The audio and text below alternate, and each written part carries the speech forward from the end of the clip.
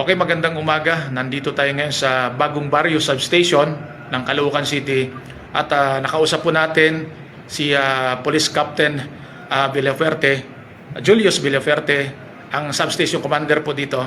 At ito nga po ang kanya pong accomplishment. Nice niya pong i-share sa atin sa ating programa Huli Ka ni Jojo Sibial sa DWBL 1242. Ganon din po sa ating online news, Huli Ka News TV.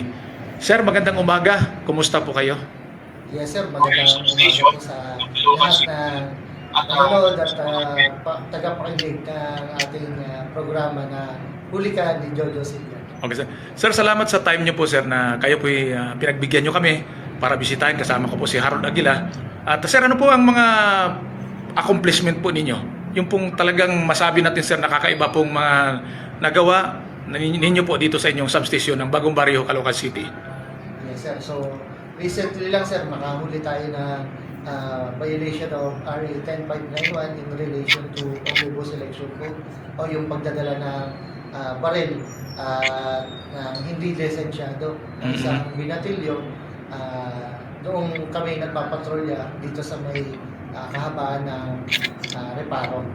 So Okay. ito ay isang accomplishment kung saan napaganda dahil naiiwasan natin lalo na yung mga insidente ng barilan. Yan po yung mga naiiwasan natin at napapanatili natin yung kaayusan at katahimikan dito sa Bagong Barrio. Sir, regarding naman po sa ating pong darating na barangay at sangguniang kabataan election, October 30, 2023. Kumusta sir ang PNP ng Bagong Barrio, Caloocan? Handang-handa na ba sir? Yes sir, bali, handang-handa na po tayo. Lahat po ng security and deployment preparation po, nakalatag na po at lahat. At isa po kami sa lahat sa buong Caloocan City para po sa darating na election po natin sa barangay and next election. Okay sir, maraming salamat po sa inyo Police Captain Julius Villafuerte, ang public servant po ng substation Bagong Barrio, Caloocan City. Salamat po ng marami sir. Yes sir, maraming salamat din po sir at sa lahat po ng nagpakinig at nanonood na Huli Ka ni Jojo Sibial. Thank you so much sir. Okay.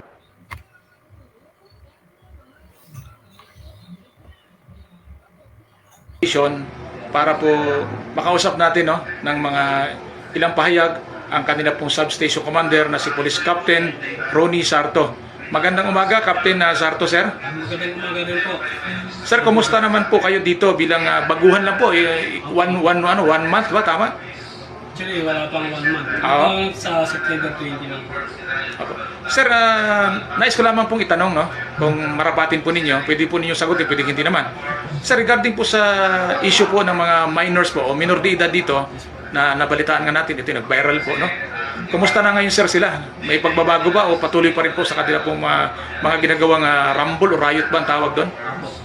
So far po, nung time na mula pag-upo ko dito, di na po tayo naka-encounter ng ng riot ng mga kabataan. Compare doon sa dati na nag-viral.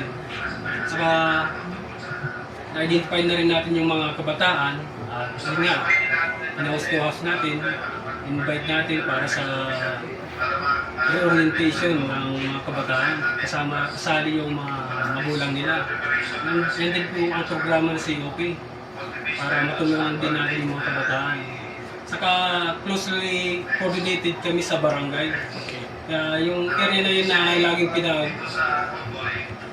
rarayutan ng mga kabataan dati, pinabantayan natin sa mga barangay. Kaya sa ngayon, wala nang naitatalang riot.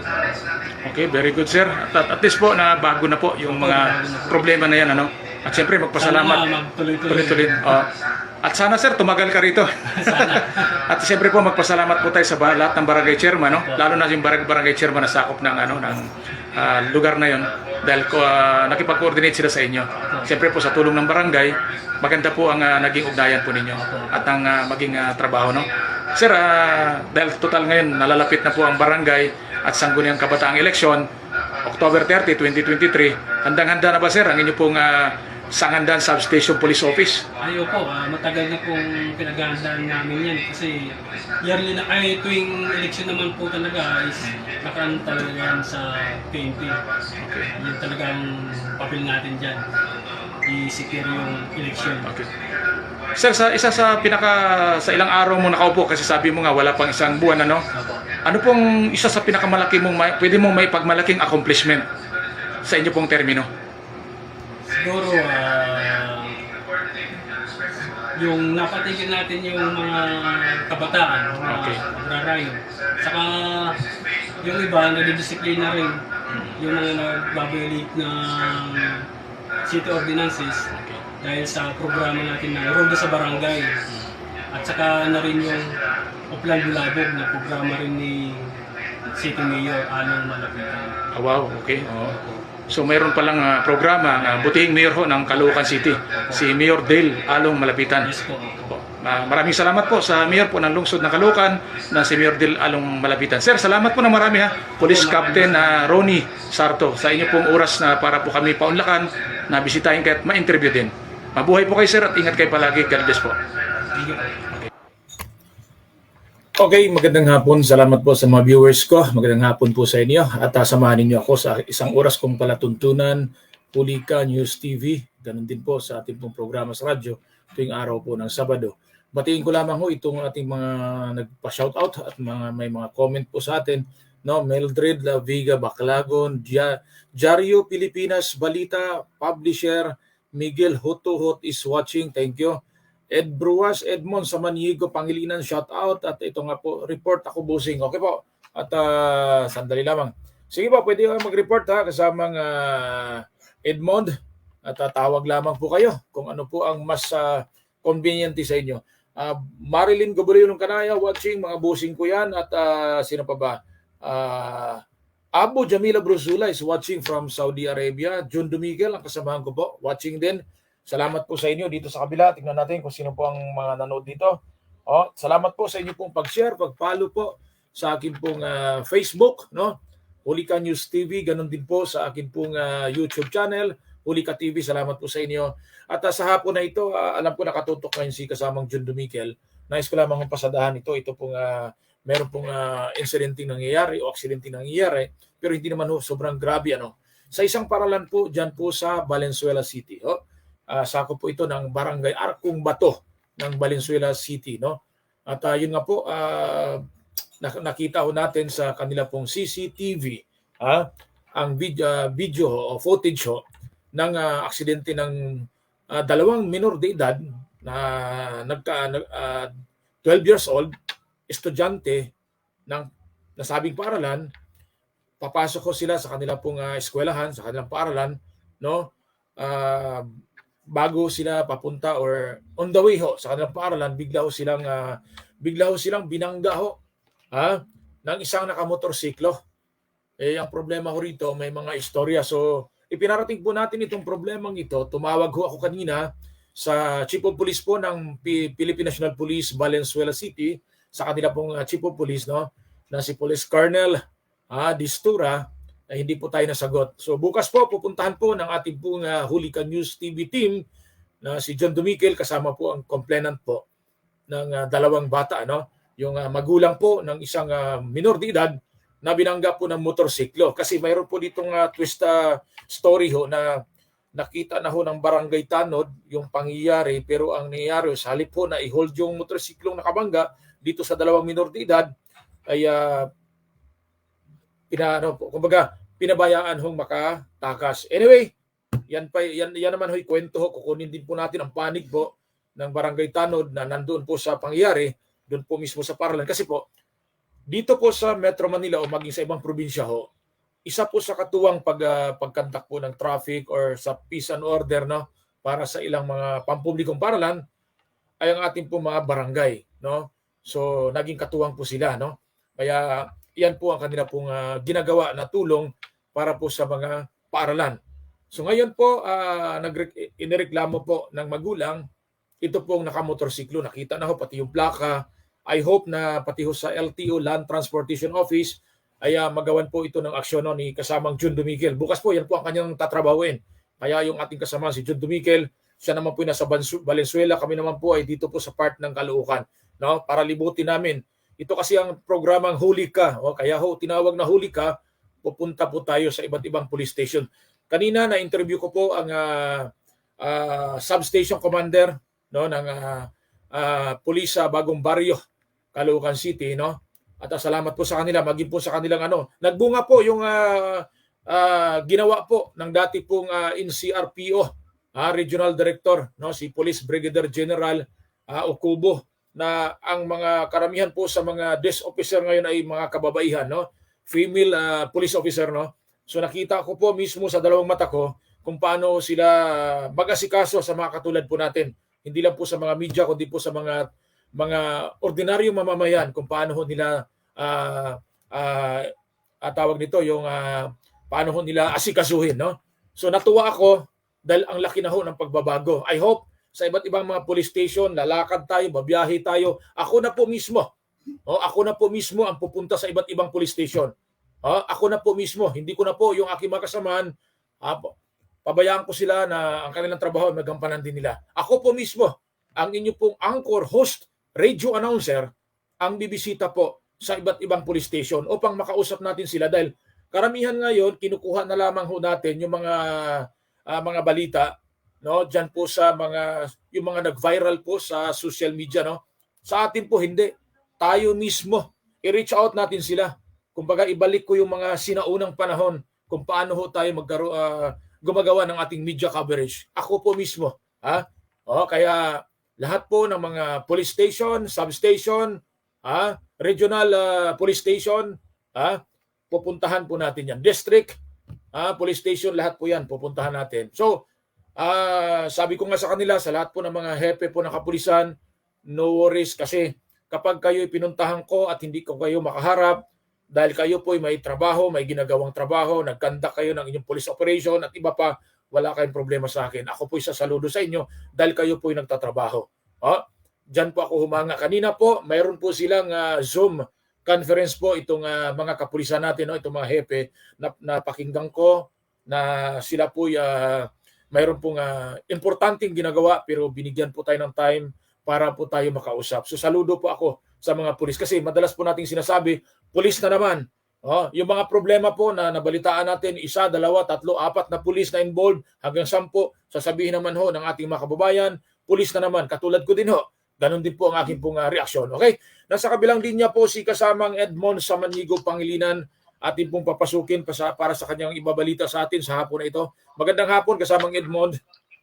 Magandang hapon, kasamang Jojo Sibial at narito ngayon sa Most Holy Trinity Parish. Dito ginawa ang Candidates Forum dito mismo sa loob ng Holy Trinity Parish. Pero ang part 1 nito ay kanina dito sa Loreto Parish. Ibang zona naman doon at siguro mga 8 o 10 zona rin ang nandoon at ngayon naman ay dito sa zone 50 to 58, napakalaki at napakaraming turnout ng COCs ng mga botante, candidates for chairman and kagawads, both in the senior and the junior levels, Okay. At kanina nag-submit nga ako ng mga photos and videos and anyway, nandun ang si Attorney Edison Teodoro, ang head ng COMELEC sa Sampaloc, Manila, at naroon din yung Lieutenant Colonel Tangdol, newly assigned Precinct 4 Chief, Precinct 4, bagong epito. At one time, magandang puntahan to, para malaman din tungkol sa trabaho niyang sa pulis, kung saan siya dati o whatsoever. Kasamang Edmond, Yes, sir. maputol kita. Yung Police Station 4 ng Manila Police District, tama po ba dyan po sa Sampaloc yan, sa may G. Tuason? Opo, tama po. Okay, tama. sa malapit sa Oo. Riles, malapit sa Riles?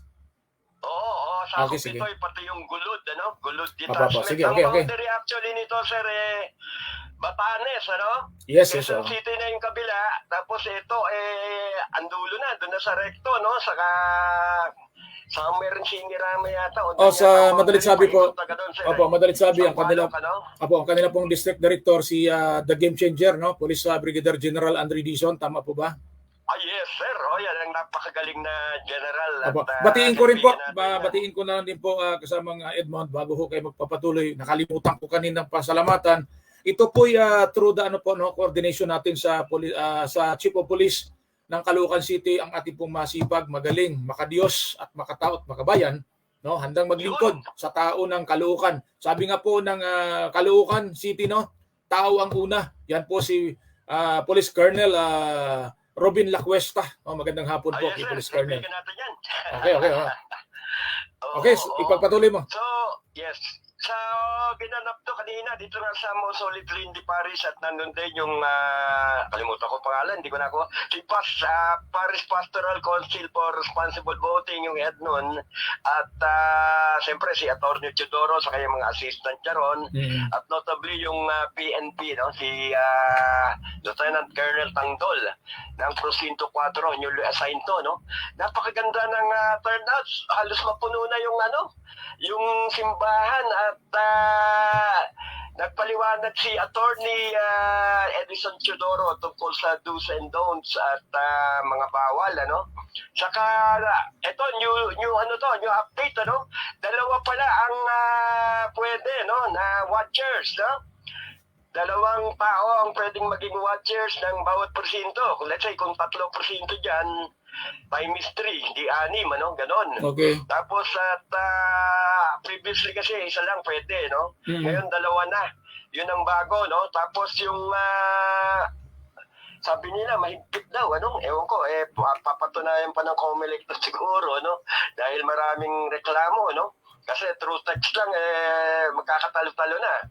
At pero hindi rin pwede yun. Dapat magpapile ng formal, Complaint. Formal complaint. At ito ay naka-affidavit, sir. Medyo may kagastusan din to, no? Tapos ipapile doon. At pag-aaralan pa kung pwede nga ba itong maituloy o hindi. Parang rin, may fiscal din, no? Ayusin muna kung pwede o hindi. Pero Kung legit yung complaint. Oo, correct. So ibig sabihin na kasamang Edmond, kahit po nailabas na po ito sa Facebook o sa social media na mayroon po mga ganitong mga problema at pangyayari, kailangan mo pa rin mag-file ng complaint, formal complaint.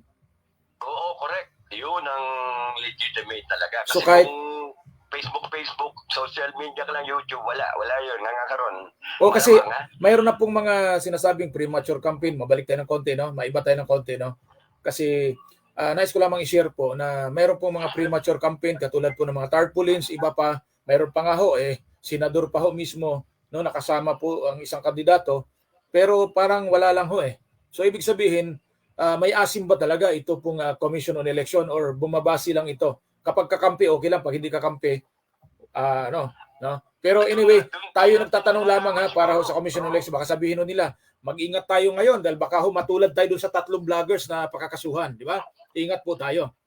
Oo, pero Kaya mahirap ngayon na kasamang Edmond, no, na baka mamaya magkamali tayo ng ating mga sinasabi. Kailangan mag-ingat ho tayo, no, sa ating hanay dahil baka mamaya naman, kasi sabi ko nga parang lumalabas na naman yung dating estilo ng Makoy, di ba, na pagka may nasabi kang hindi maganda sa gobyerno, abay, yari ka, kakasuhan ka. Nawala na po yung sinasabi nga ni Senador, yung sinasabi po ni Senador Coco Pimentel na freedom po yan, karapatan at ng tao yung magsalita ka at may opinion ka, no? So mahirap na magkaroon tayo ng opinion ngayon. Ganun po ba? Oo, pero nga may ruling naman yung COMELEC, nagtataka rin ako, no? Bawal daw magbayad ng watcher. Ewan ko, Ay, walang magbayad. Siguro simple ang babayaran, pwede. Parang ngayon ko lang po narinig yan. Sobra-sobra na pong paghigpit ng Commission on Election. Sinabi ni Atty. Edison Teodoro. Ang style siguro kaya kasi kunyari nagugutom, nagugutom, may kapalit siyang watcher na yung kakain naman sa labas. Bawal kumain dito sa loob. Dati kasi kasamang Edmond, pwede kang kumain sa loob para hindi ka nalalabas. Binibigyan ka ng pagkain. Pero yan ang malalaman ko pag naglilibot na ako sa Comelec, sa voting station. Yan ang- kasi, alam mo- yung Comelec ID natin. Alam mo, kasamang Edmond, disregarding dun sa issue po ni Jim Siminis, no? Isa yan sa hinahangaan kong spokesperson po ng Commission on Election. Kasi ang dali po niyang ma-reach out. Ibig sabihin po, bibigyan kanya ng number, contact number, personal number niya, cellphone number, no? At pag oras na tatawagan mo siya, mayroon siyang time na makasagot sa tawag mo, antimano na interview mo. Pero ngayon po, talaga hong kahirap-hirap po nilang ma-interview. Gusto nila, sila lamang ho ang masunod. Tama po ba? Oo, yun nga eh. Dapat subukan kong makapato, sir, yung spokesperson ba, no? Sige. Hindi ko kilala kung sino ang spokesperson ngayon. Kasi pakiramdam ko para din hong si Attorney George Garcia pa rin ang lumalabas na spokesperson bilang chairman po ng Commission on Election. Di ba? Parang ganoon eh. Parang nakasentro lang sa kanya eh.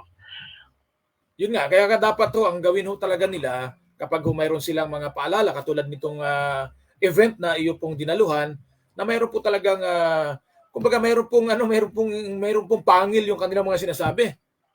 Dahil sa totoo lamang sinabi ho nila napakarami na pong nag-file ng premature campaign, no? Para po sa disqualification case sa isang kandidato, pero hanggang ngayon wala pa ho silang na-post na pangalan kung sino-sino yon. Kailangan ba talaga confidential pati ho yung mga ma-disqualified na mga kandidato? Parang sabi nga, alam mo ba sabi ni Pangulong Duterte sa Commission on Audit at iba pa itong Marcos Administration, i-audit yun in public na makikita ng tao. I-publish nyo in public pero sa kanila hindi po, confidential. Dito ho na uso yung confidential fund, kasamang Edmond, di ba? Oo, hindi dapat ganun eh, no? Ganun ang nangyayari. Ayun ang mabigat doon. Pero anyway, kapain din natin yung spokesperson. Kung wala pa rin, didirekta na tayo kay Attorney George Garcia, yung chairman. Kung posibleng makapanayam to, no? Siguro pag may press con to, pwedeng sundutin yung mga tanong na gano'n.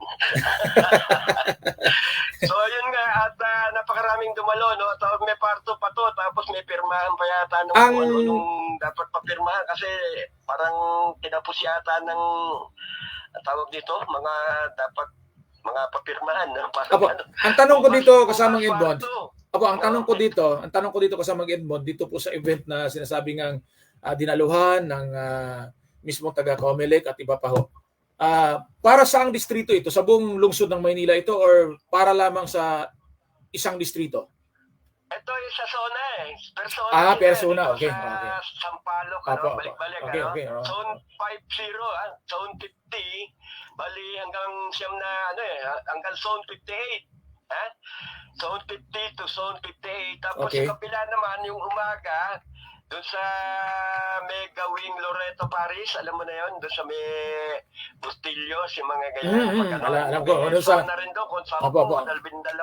Patungo ito ng National University, tama? Na gagawin, ano? Opo. So, yun dito ay para sa zone 50 to zone 58. Pero ang dami. Napakaraming Okay. kandidato. Grabe. Wala ka bang nakuhang mga personal contact number nila na mga tumatakbo para pagdating po ng kampanyan, ma-interview natin or either naman ngayon kasi pwede na tayo mag-interview basta po plataforma lamang, wala pong kampanyahan. Pwede siguro at kakapatayo ng mga kasi sa dami niyan marami rin paiwas no. At basta kinakabahan sa mga violation ko bawal ang mahirap kasi nito, napakarami kasi yung bawal, no? Because tama naman nasa Omnibus Election Code yan. Kaya lang po nasanay po yung ating mga kababayan ng mga kandidato doon po sa mga sinaunang panahon, no? So ngayon sobrang higpit. Tignan natin kung ano po talaga ang katotohanan dito sa likod ng kahigpitan po nila. Kaya nga yung ang matindi pa nito kung madadagdagan mo, sir, ano? Sige lang. Okay lang. Hindi ka pa nagpa-file ng bawal na bawal na mga kandidato. Kaya hindi ka pa nagpa-file ng COCs, ano? Bawal na. What's more, yung nag-file ka pa at lalong bawal. Anong ibig sabihin mo sa bawal na? Anong ibig sabihin mo sa bawal na ano? Yung kinakampaign mo yung sarili mo na okay. tatakbo kang ganito. Siguro sabi ni from the words of Attorney Edison Teodoro to, nung 4th District, 4th District head. Hindi, baka ang gusto siguro nila, wag mo ikampanya ang sarili mo, ikampanya mo yung kalaban mo para walang bawal. Oo, talaga na naman. So, Sige, thank you. hopefully, ayun, patay ko, tinamaan nung blessings, may mga, tawag dito, yung shower, yung inaanong bendisyon.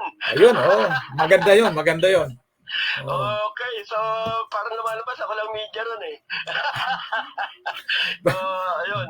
So, sinabi ko, ang intro ko doon sa ko sir, sa DWBL ni Hulika, Jojo Sepial. So, hindi maka yung police no, sa kasi. Mabait naman po ang district director. Sa'yo, sir, Hindi po, respeto lang po nila yon, at saka pangalawa, napakabait po ng kanila pong district director po. Yun po ang totoo. Darling of the press, Police Brigadier General Andre Dizon. Pagpugay, General Dizon, siguro kasama na rin. Kung ang lahat ng pulis katulad kay Police Brigadier General Andre Dizon, ganon din kay Police Colonel Robin Lacuesta, ang ganda po ng flow ng PNP, no.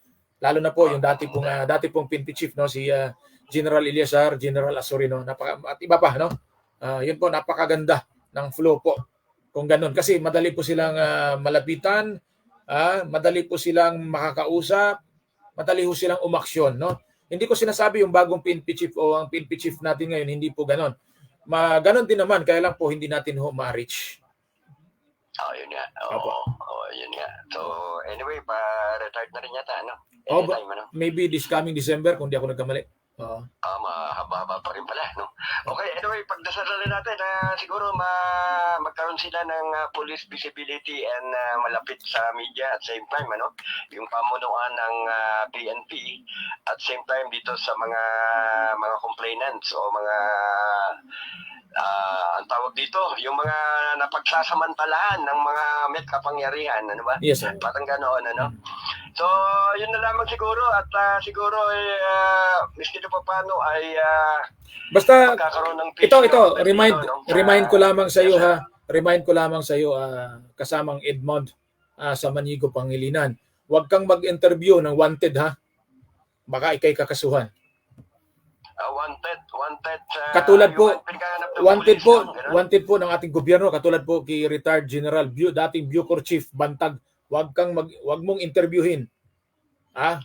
Baka makasuhan ka. Thank you, sir. Thank you.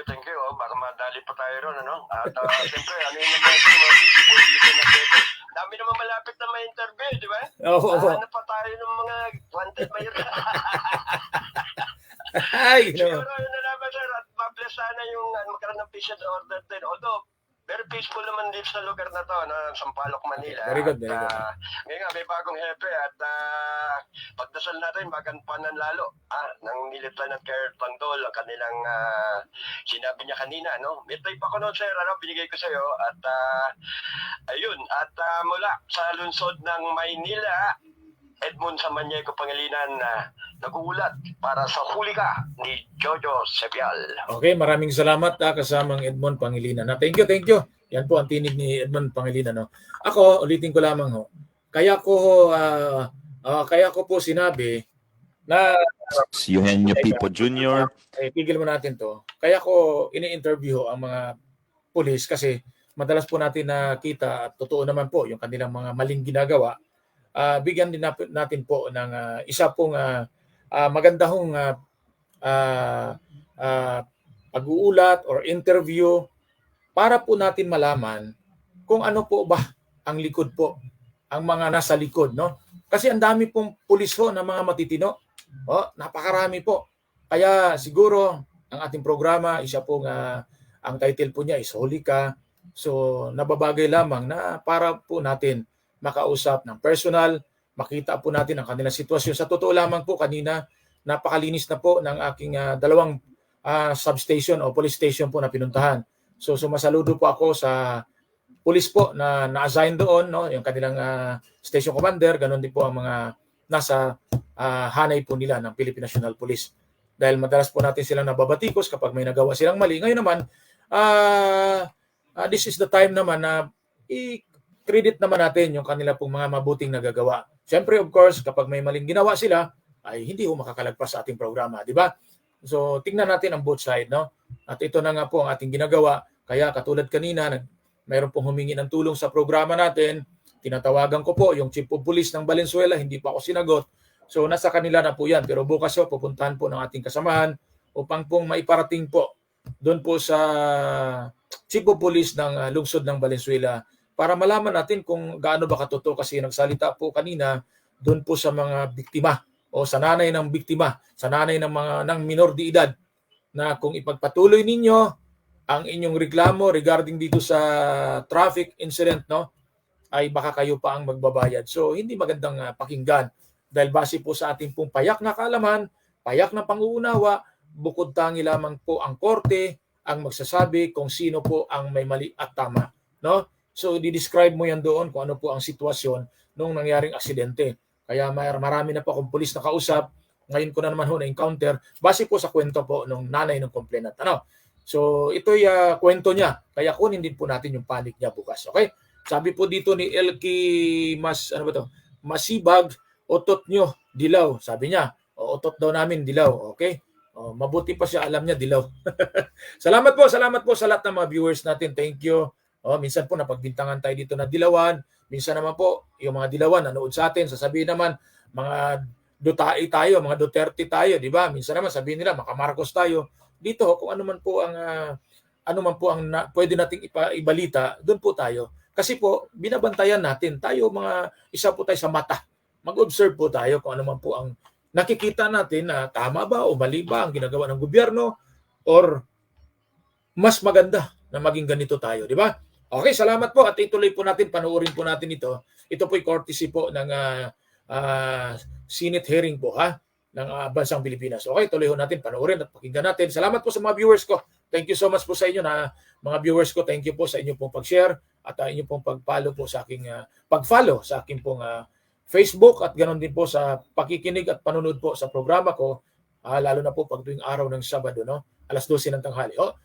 Sa pangalawang araw po, nasa radyo po tayo. Okay, tuloy natin ito.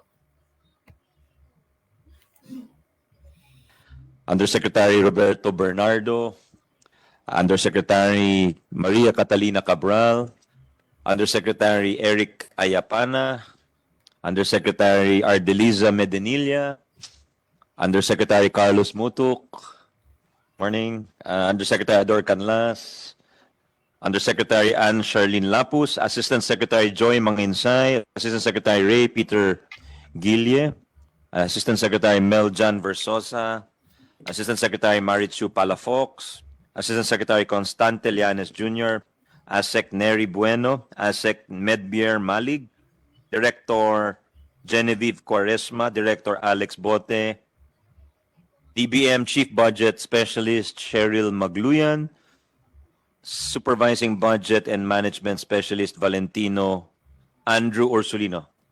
Anyone I missed, Comsec? All resource persons have been acknowledged. Thank you. Ito po yung dati pong kakampi ho ng Marcos administration o yung BBM po na isang vlogger po, no, na nakabase ho sa bansang Amerika.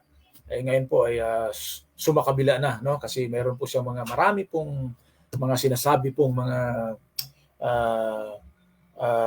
mga kwento, no, ng Marcos administration.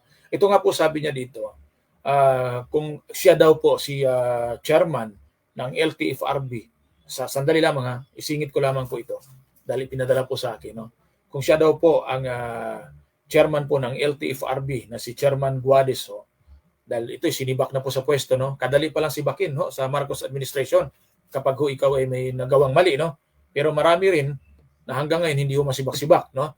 Nakita naman natin, no, napilitan mag-resign si dating Executive Secretary, no, Vic Rodriguez. Ito nga sabi niya, dapat magsalita po si dating chairman ng LTFRB Guades kung sino po ang mga nasa likod nito. Kung mayroon po ba talagang nagpapakolekta para po sa prangkisa or siya lang ba ang may gawa nito. Dapat po magsalita siya. Tama naman po.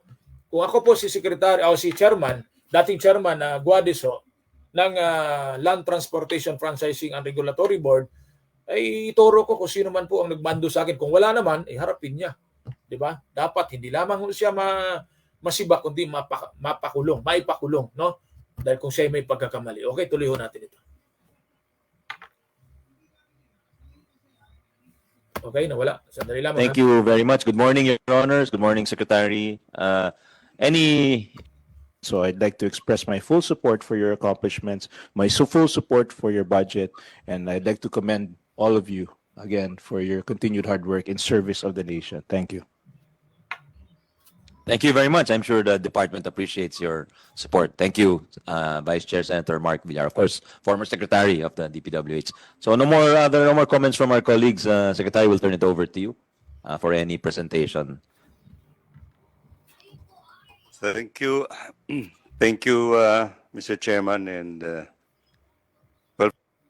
expenditure program of the Department of Public Works and Highways is consistent with the administration's 8-point socioeconomic agenda, and in order to for a robust economy, inclusive and resilient society. To acknowledge the presence also of Vice Chair Senator Bato del Rosa. Thank you. Next slide, please. Well, again, the program hinges on basically on ensure food security and, of course, to reduce transport and logistic cost. Next slide, please. And the department, next slide, please. Construction and maintenance of infrastructure, especially national highways, flood control, and water resources development system, and other public works in accordance with... Ito maputol ko lamang ho. Mayroon kasi pong sinasabi po dito si Senadora Nancy Binay, no?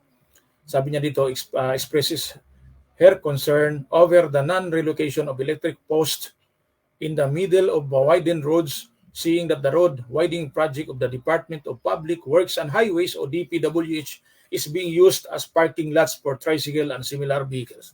Actually ho, nailabas na rin po ito sa National Development Objective. Nailabas na rin po ito sa iba't ibang social media platform, no? Account na yun nga pinalapad ho, pinalawak ho o pinalapad po yung kalye, then yung poste po naiwan.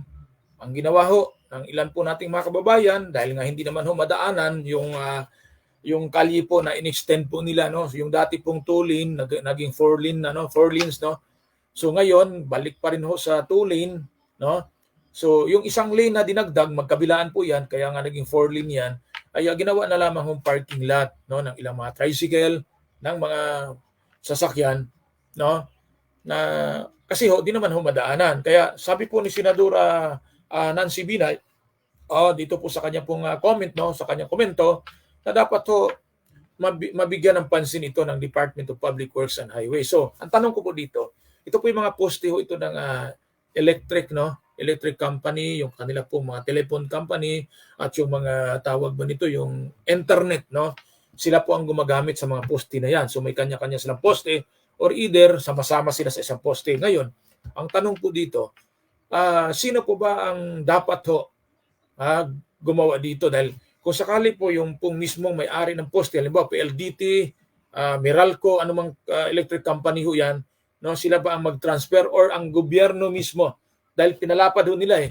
So siyempre, in-expect po dati ng dating may-ari ng mga posting ito na ito'y tama ang kanilang nilagay.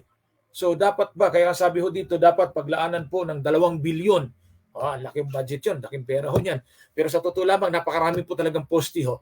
Kung kayo ho'y maglalakbay po sa iba't ibang mga lugar, no, hindi lamang dito sa Metro Manila, maging sa mga probinsya. Sa Cavite ho, may nakita akong ganon. Sa Bulacan, ganon. Marami pong akong nakita na ganyan po, na may poste ho sa mismong highway. Kaya mag-ingat ho kayo mga biyahero baka mamaya akala nyo ay okay ba malawak, malapad na yung kali, biglang magulat ka na lamang may poste ho, no? Baka kayo mabangga. So napakaganda nitong mga programa ng Department of Public Works and Highways. Kaya nga sabi ko dito, ang laki ng budget po para sa infrastruktura. Yan po ang budget po ng DPWH ngayong taong darating ho na 2024. Sana po masuportahan ito ng mga senador, no? Sa ngalan po ng Marcos administration para po magawa nila kung ano man po mga proyekto na dapat nilang gawin. At I hope po na hindi na ho talaga katulad dati ng mga proyekto, no? Na wala pa pong ilang buwan, ay katulad po ng kalye, no? Ng mga kalsada, wala pang 1 taon, 2 taon, lubak na, sira na yung kalye, no? At yung mga tulay, no?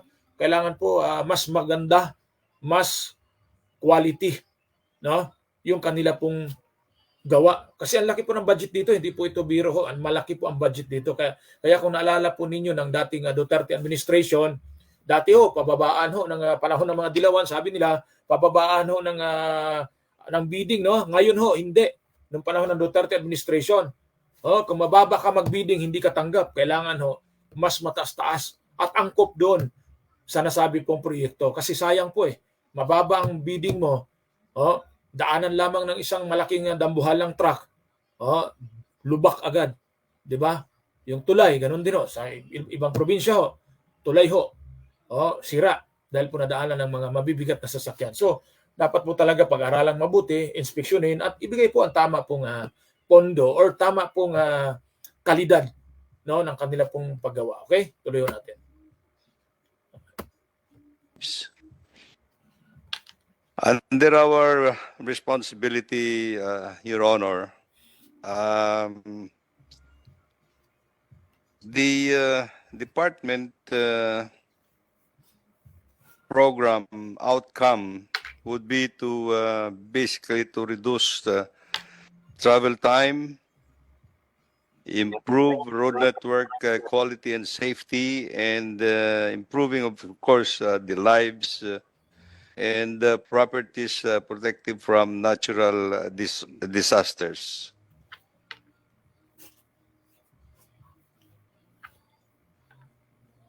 Mr. Chairman,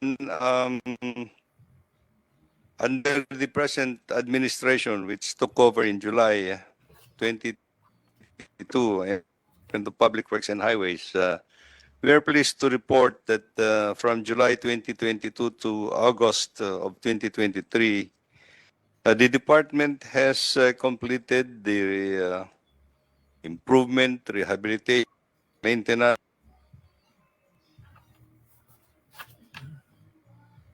Department of Education, 4,384 classrooms within the period year, Mr. Chairman.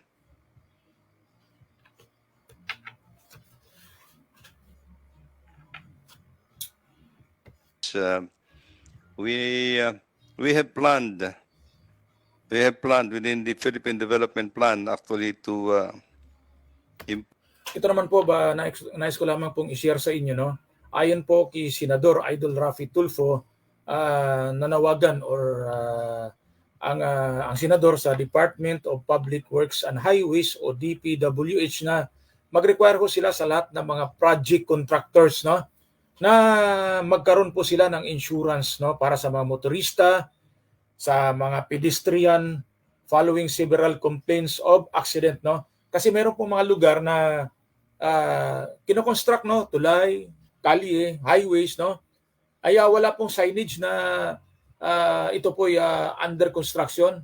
Ang iba pinapadaan sa ibaba, magda-divert to sila ng kalye. So yung motorista, walang kamalay-malay, akala nila okay lang yung kalye, lalo na sa 10 oras ng gabi, sa gabi lalo, no, madilim, dire-diretso hindi nila alam. Yung pala'y under construction yung kalye na yon. So laglag yung motorista, no, at iba pa pong mga dumadaan, no. Kailangan po talaga na masino po sila kasi sa ibang lugar po nakikita ko kahit sa probinsya, pagdating po ng gabi ho, mayroon pong gumigiya or mayroon hong nagta-traffic, no, na mga tauhan ang contractors, no. Pero sa iba, wala, pabayaan ka lang, bahala ka na sa buhay mo diyan. Kaya kung medyo hindi ka maingat, dahil ang akala mo nga okay tong kalye nito dahil kabisado ho nila, tuloy-tuloy lamang mo sa kanilang pagpatakbo, yung pala under construction, no? So laglag ang abutin mo. Maganda ho ito, sana po mapagtuunan ito ng pansin kasi yan po isa sa mga itinawag pong reklamo, hindi lamang ho kay Senador Rapi Tulfo kundi po sa iba't iba ho may mga platform and programs so para sa ganitong sitwasyon, ano. So thank you dito at I hope ang mga present contractors have or magkaroon po sila ng kanilang existing insurance para po din po sa kanilang manggagawa dahil nga po delikado ang iba ho dyan ang kanila pong ginagawa, no? So yun po tayo po manawagan po kay Secretary Manuel Bunuan, no?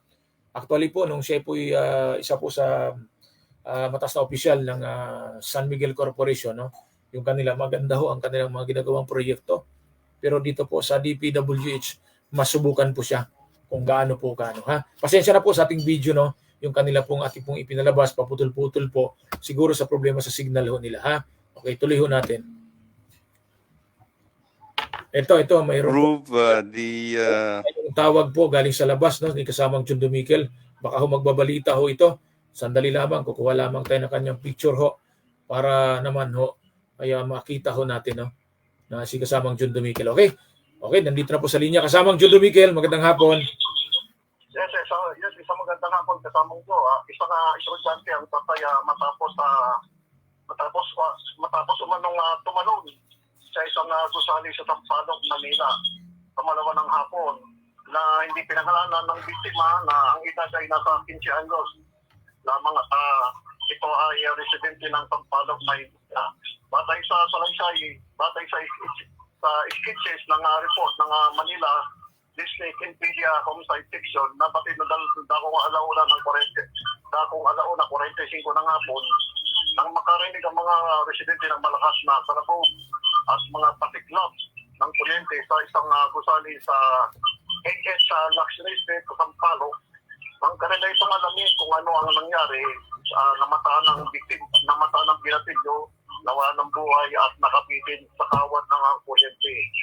Agad naman nireport ng mga authority ang sa mga tao ng MPD, Sampalo Police Station at sa Manila Electric Company ang pangyayari. At ito ay kasalukuyan inimbestigahan na mula sa lungsod Quezon, John Magulat na mula sa programang Husika nationwide. Okay, thank you. Salamat ng marami kasamang John. Salamat po. Yan po ang balita po ni kasamang John Dumikel. Okay, balikan ho natin itong ating topic kanina. Okay, sige. Balikan natin. Okay. flood mitigation structures in major river basins and principal rivers, water impounding projects, rain collectors, and drainage. Ito po yung isa sa pinakagusto ko pong topic dito. Ito pong sinasabi po sa committee ito, no, ng Senado. Ito pong hearing po ng DPWH budget for the year 2024. Ito pong flood, no, yung pagbaha, no, sa iba't ibang lugar, hindi lamang sa Metro Manila, maging sa probinsya na rin. Na sana po mabigyan po talaga ng tamang atensyon nito. Actually po, nagsumikap po ang si Pangulong Bongbong Marcos Jr. Kung naalala ho ninyo, last time binisita niya po ang probinsya ng Pampanga, lalo na po yung flooded area po o yung madalas po binabaha sa probinsya ng Pampanga upang mabigyan po ng tamang solusyon, no? At pinulong po ng ating Pangulo yung pong iba't iba pong mga LGU, iba't iba pong mga mayors doon, kasama na po ang mga representative o mga congressman, congresswoman ng nasabing probinsya para po ilatag po ang proyektong ito.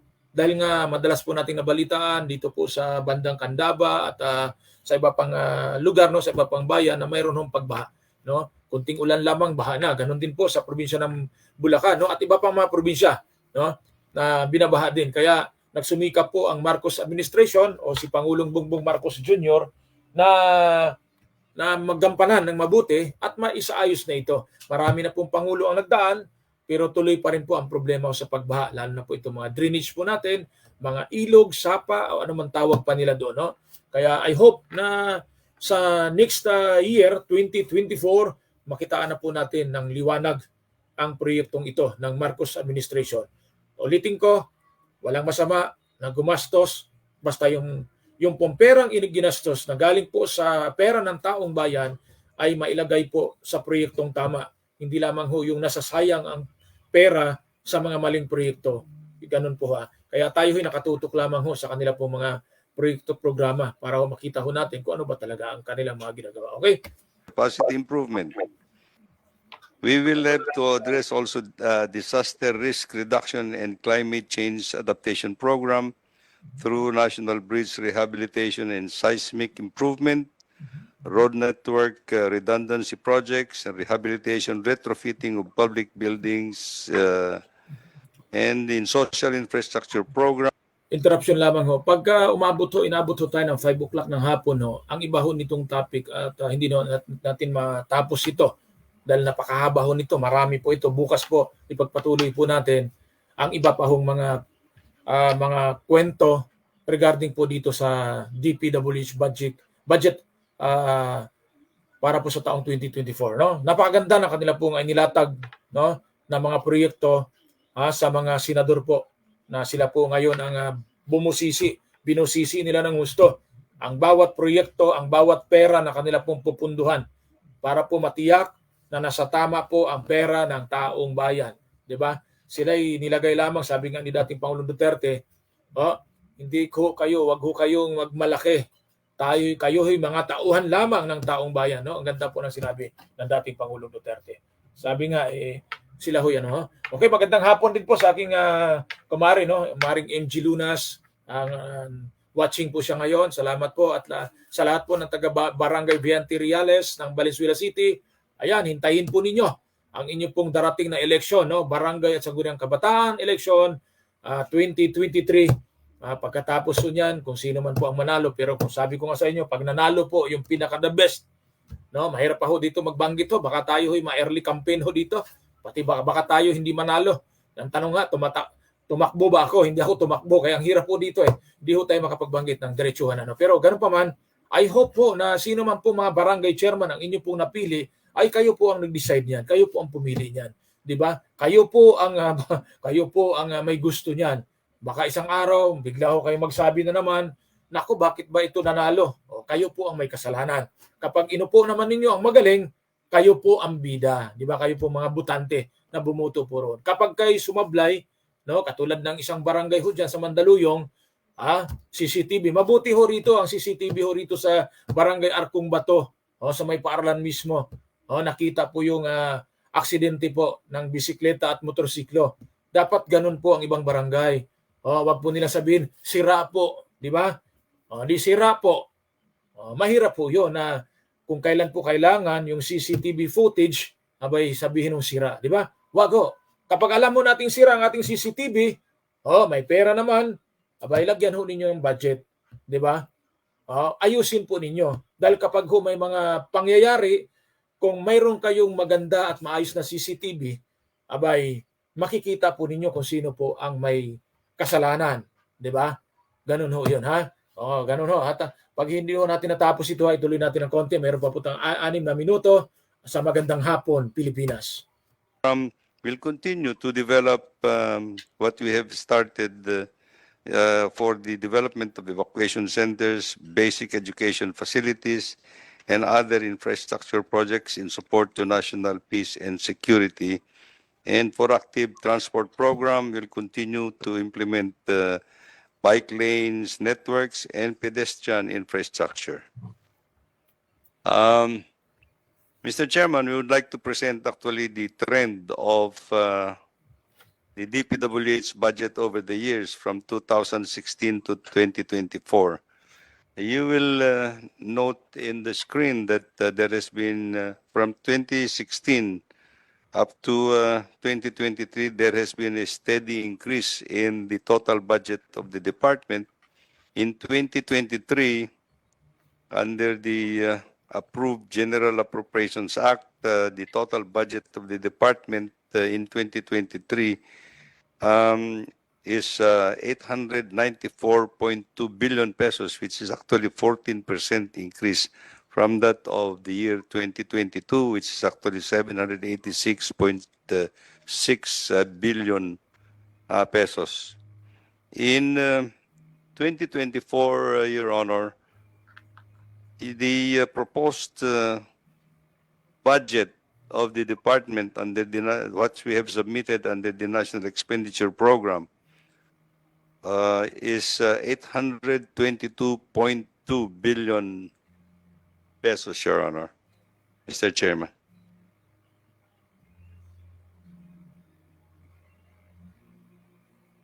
Okay. In terms of capital outlays, also there has been from 2016 all the way to 2023, there has also been a significant increases in the capital expenditure program of the department. Again, in 2023, the total capital outlays of the department in 2023 is a total of 873.92 billion pesos, including those that we received from other agencies. And under the proposed 2024 budget of the department, the capital outlays would be a total of 778.51 billion pesos, Mr. Chairman. In terms of the breakdown of three major expense class and personal services, maintenance, and capital outlays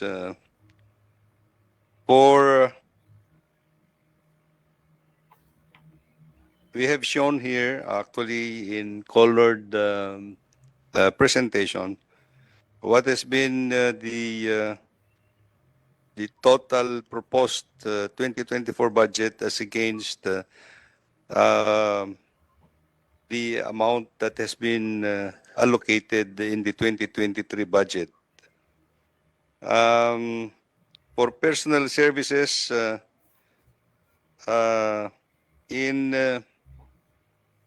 under the National Expenditure Program proposal for 2023 is 11.868 budget. What was allocated in General Appropriations Act is the same amount.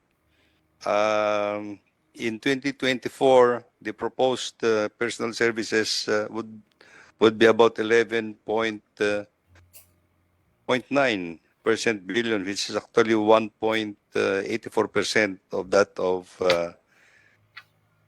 2023. Okay, marami pong salamat at bukas po muli ha dahil tayo ho'y inabot na po ng alas 5 ng hapon, no? Ilang minuto? Isang minuto ba o sakto na ba alas 5? Okay, isang minuto na lamang ho. Mag alas 5 na po. Salamat po sa inyo at I hope po na bukas magsama-sama tayo muli at sa panibago na naman ho nating iikutin ng mga police station ho dito po sa Metro Manila, no? Unahin muna natin ang Metro Manila, then again malilipat po tayo sa iba't ibang malapit na probinsya dito sa National Capital Region. Okay, hanggang dito na lamang. Isang mapagpalang hapon sa inyong lahat. Isang malamig na hapon o mainit na hapon sa inyong lahat. Salamat po sa mga viewers ko. Thank you so much sa lahat po ng mga nag-comment, nag-follow. Thank you sa inyo, sa mga nag-subscribe po sa aking YouTube channel. Salamat po. At hanggang bukas muli, no? Diyos mabalos at mabuhay ang masang Pilipino. Daghang salamat sa inyong tanan. God is good all the time. To God be the highest glory. God bless. Adios amigos. Bye-bye. Ay, pahabol lamang po ha. Maraming salamat po ha kay Police Captain Marlon Landong ha. Interviewin natin yan ng konti lamang o kahit konting minuto lamang para po maipost o maipalabas po natin dito sa ating programa, no? At again, maraming thank you kay Police Colonel Robin Lacuesta, ang Chief of Police po ng Lungsod ng Caloocan at syempre po sa Mayor po ng Caloocan City, Mayor Del Along Malapitan. Maraming salamat at sa lahat po ng mga taga-suporta nila. Thank you so much sa lahat ng mga barangay. Salamat ng marami. God bless po at ingat po tayong lahat. Bye-bye. Salamat po sa inyo sa mga viewers ko. Thank you so much. Thank you so much. Thank you.